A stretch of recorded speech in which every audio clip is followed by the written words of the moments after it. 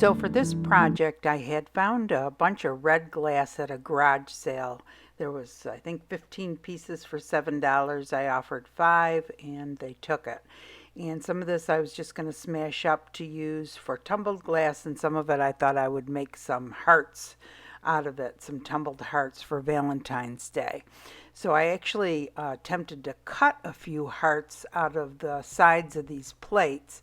And the reason I did it like this on the edges, because I wanted them a little bit three-dimensional, not like a regular stained glass heart where it would be flat and you would cut it out, but this had a little bit of dimension to it, so I thought those would be kind of cool. So I actually cut a few of these out. Now, of course, not all of them worked, because when you break up glass, you never know if it's going to turn out right or not. But I used my nipper tool to kind of shape the pieces, and these I did throw in the tumbler along with all of the other glass. And you can see how they're not flat. You see how they stick up a little bit. So I thought that would be a little bit different than regular stained glass cutouts for hearts. So next I just went ahead and smashed up the rest of the glass and threw it in my tumbler. I do this all outside in a big wooden box. I used to use like a kitty litter container, a plastic, but the glass after a few times actually punctures through the plastic. So it's not good to use plastic. So my husband actually created this box for me. And then I just scoop it all up into my 45-pound MJR tumbler, and I tumbled this for about a week. So the other way I created hearts was with my glass grinder. So quite a few of the pieces of glass turned out like this, kind of like a triangle. So I was able to use the glass grinder to create hearts also. So this bit that's on here is 1/4-inch bit, and I just went ahead and pushed the glass up against it and made an indent like a heart. And then I switched it out to the 1/8-inch bit and made a deeper groove. And then all of these that I created this way went back into the tumbler for about a week again. So this is what it looks like before it's being tumbled. And then this is what they look like after they've all been tumbled. So I started with these ornament hangers that I had bought around Christmas time. And I don't know if you remember, but I had used some on some stained glass projects. I had clipped the twirly metal parts off and used those.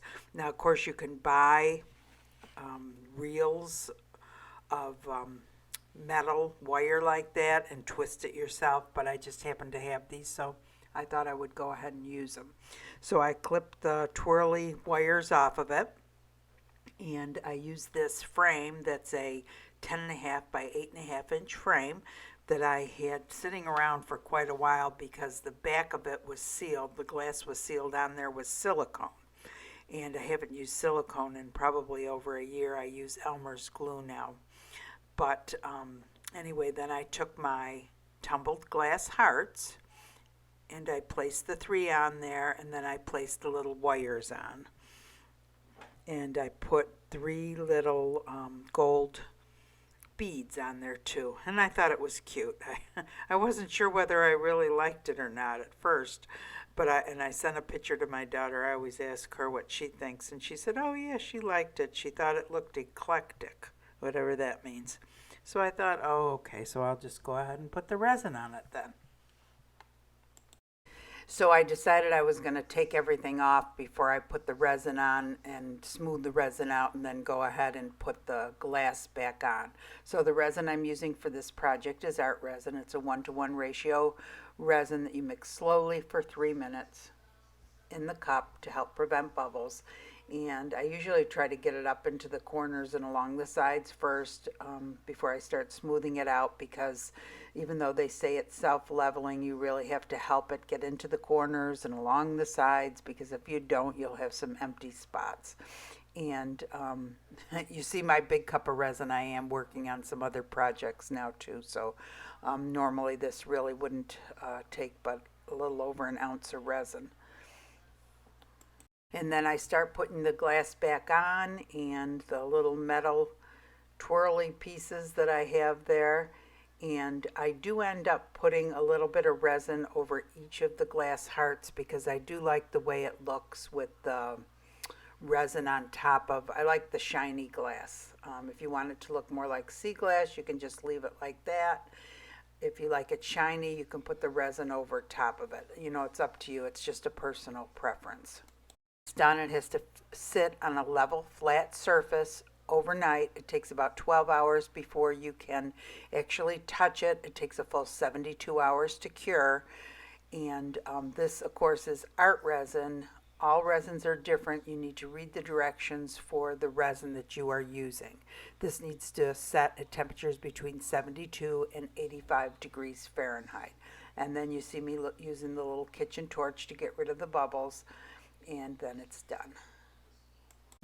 Hey everyone, my tumbled glass hearts. So yeah, this frame I must have had for a very, very long time because I had sealed it with silicone. I must have stuck it away, and I haven't used silicone a long time. Nothing the matter with silicone. Silicone is probably the best sealant to use when doing it. I just, it can be kind of messy, and I'm not that great at cleaning up the mess or keeping it real neat. So that's why I switched to Elmer's glue, which works also. And honestly, we should be putting the tape, the painter's tape around the back, and I always forget to do that. No leaks with this one though, so that's great.